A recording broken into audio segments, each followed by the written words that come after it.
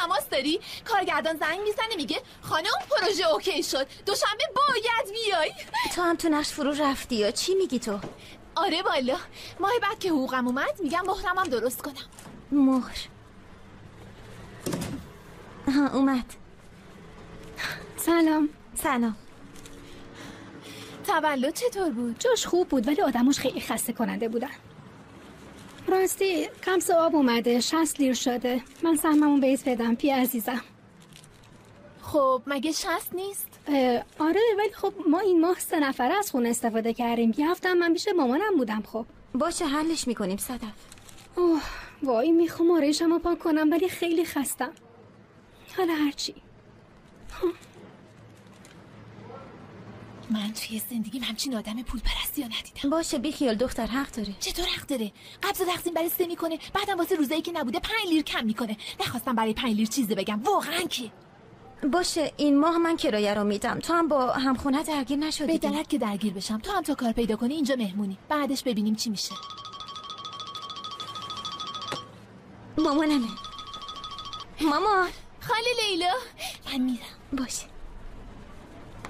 چرا رفتی پیش اون؟ پیش کی؟ پیش کراج. نه نرفتم.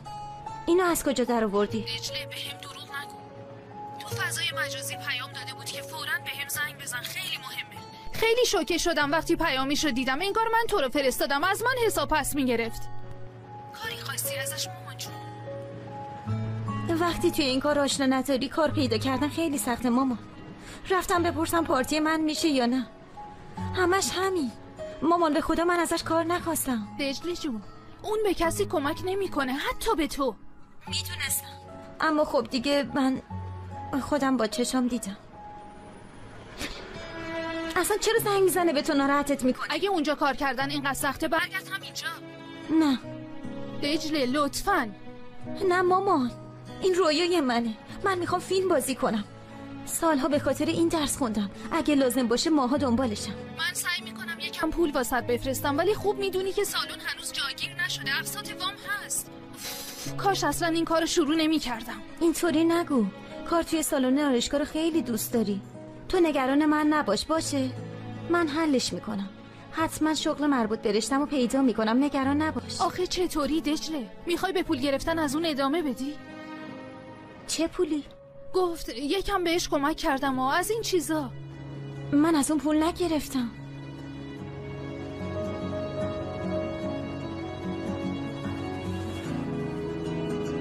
صبر کن.